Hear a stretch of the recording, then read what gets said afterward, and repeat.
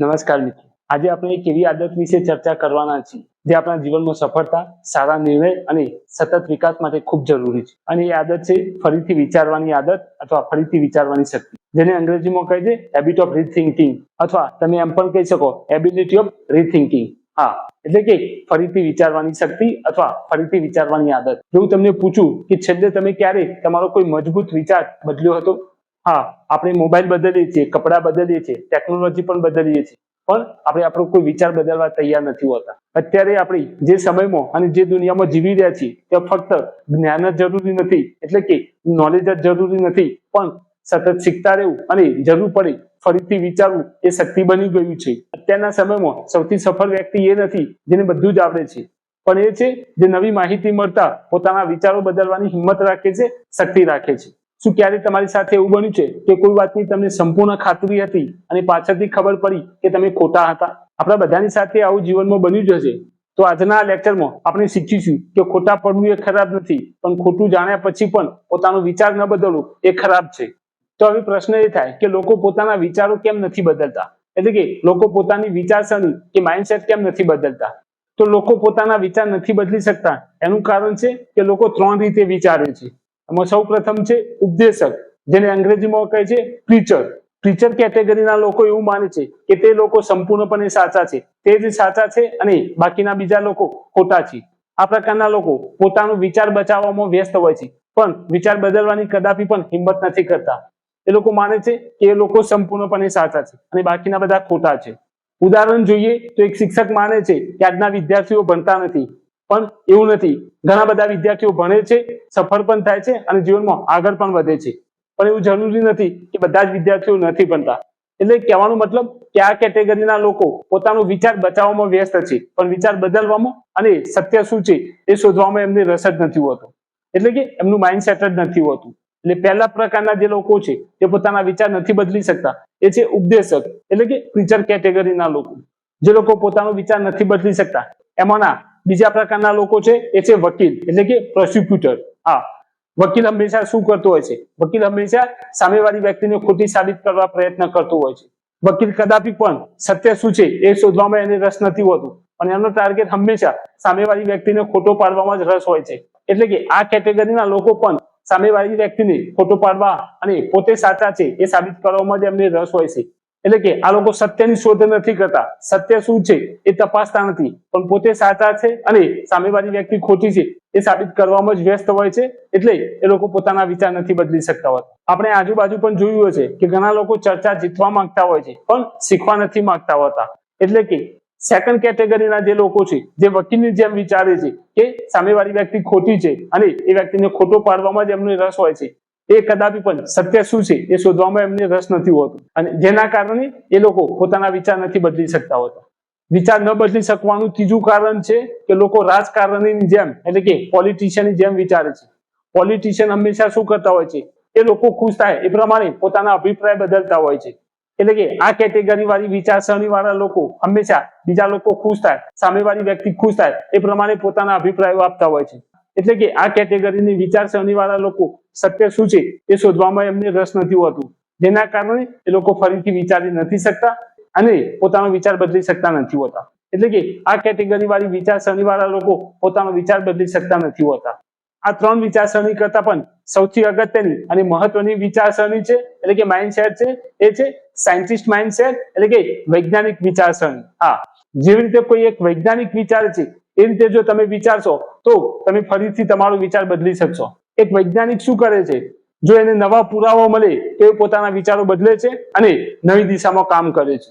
એટલે જો આપણે જીવનમાં આગળ વધવું છે, સફળ થવું છે, તો આપણે પણ વૈજ્ઞાનિક વિચારસરણી, એટલે કે સાયન્ટિસ્ટ માઇન્ડસેટ રાખવાની જરૂર છે.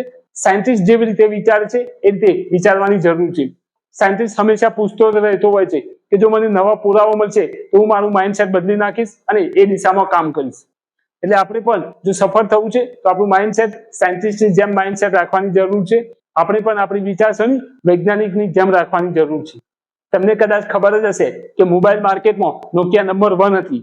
બધાની પાસે નોકિયા કંપનીના જ મોબાઈલ હતા, પણ એમને વિચાર બદલ્યો નહીં અને એ કીપેડ વાળા ફોન જ બનાવતા રહ્યા. જ્યારે આ બાજુ એપલ અને એન્ડ્રોઈડ આવ્યા અને એમને આખી દુનિયા બદલી કાઢી, એટલે કે મોબાઈલ માર્કેટ બદલી નાખ્યું અને આજે નોકિયા માર્કેટમાંથી ખોવાઈ ગયું છે. કહેવાનો મતલબ, જો તમે પણ તમારા વિચારો નહીં બદલો તો કદાચ તમે પણ માર્કેટમાંથી ખોવાઈ જશો.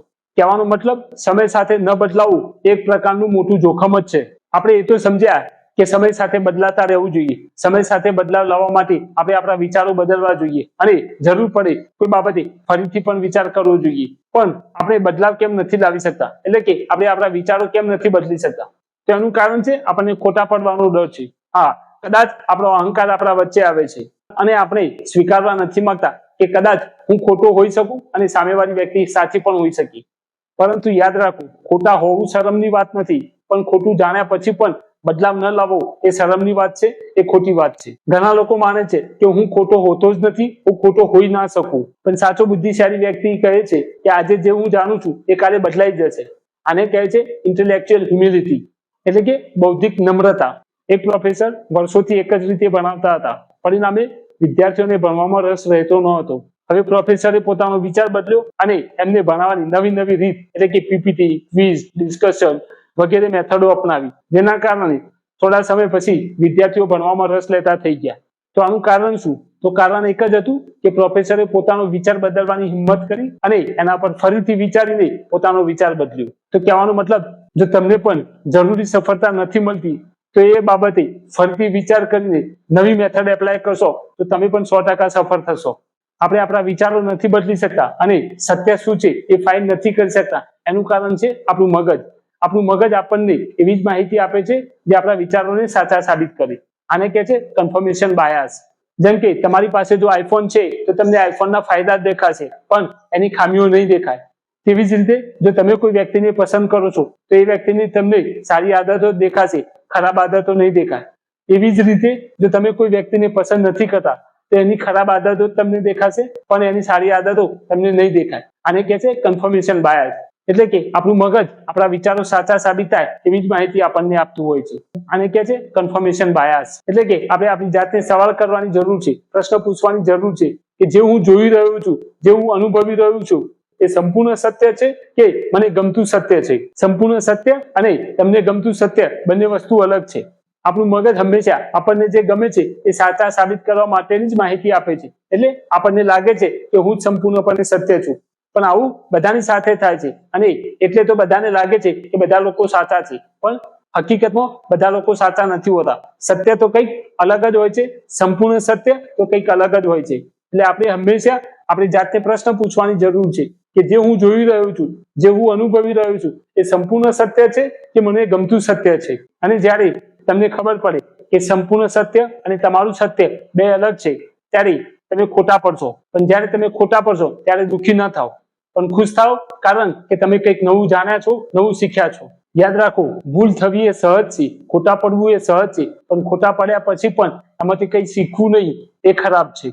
એટલે કે જો તમે ખોટા પડો છો તેમાં શરમ અનુભવવાની જરૂર નથી, એના માટે દુઃખી થવાની જરૂર નથી, પણ તમારે ઉલટાનું ખુશ થવાનું છે, કારણ કે આમાંથી તમને કંઈક નવું શીખવા મળ્યું છે. જો કોઈ વ્યક્તિ ભૂલ કરે છે અને એને કોઈ સમજાવતું નથી અથવા એને એની ભૂલની ખબર નથી પડતી તો એની ભૂલ ભવિષ્યમાં એને બહુ મોટું નુકસાન અપાવી શકે છે. કહેવાનો મતલબ, જ્યારે પણ સત્યની ખબર પડે, સાચું સમજાય, ત્યારે દુઃખી થવાની જરૂર નથી કે હું તો ખોટો હતો, પણ ઉલટાનું ખુશ થવાનું છે કે તમે મોટા નુકસાનમાંથી બચી ગયા છો અને તમે કંઈક જીવનમાં નવું શીખ્યા છો. તમારે યાદ રાખવાનું છે કે જો કદાચ ભૂલ ન થઈ હોય તો હું શીખ્યો પણ ન હોત. એટલે ભૂલ એટલે શીખવાની નવી તક.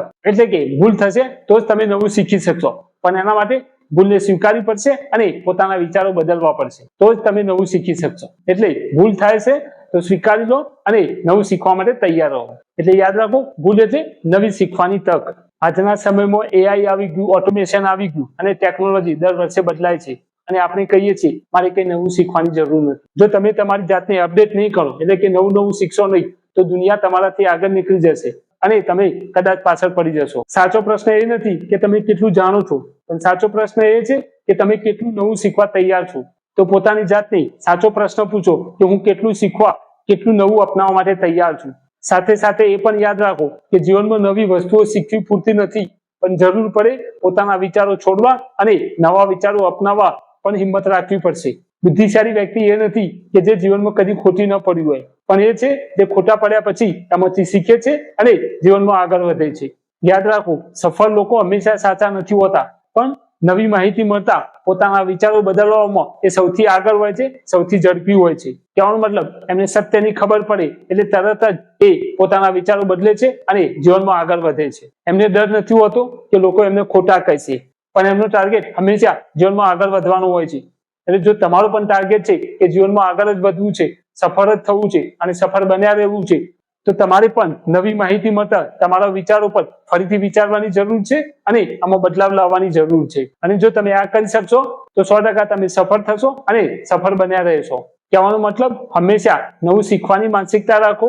નવા પુરાવા મળી, નવી માહિતી મળી તો પોતાના વિચારો બદલવામાં સંકોચ ન કરો અને ચર્ચા જીતવા કરતા સત્ય શોધવાનો પ્રયત્ન કરો અને ભૂલને નિષ્ફળતા નહીં પણ શીખવાની એક તક માનો. જો તમે આટલું કરશો તો તમે જીવનમાં 100% સફળ થશો અને સફળ બન્યા રહેશો. છેલ્લે એટલું જ કહીશ, જે વ્યક્તિ પોતાના વિચારો અપડેટ કરે છે, સમયાંતરે પોતાના વિચારો બદલે છે, એ જ વ્યક્તિ આ બદલાતી દુનિયામાં સૌથી સફળ અને સુખી વ્યક્તિ હોય છે. એટલે તમે પણ તમારા વિચારો બદલો અને જરૂર પડે એટલે કે નવી માહિતી મળી તો પોતાના વિચારો પર ફરીથી વિચાર કરીને આગળ વધવાની જરૂર છે.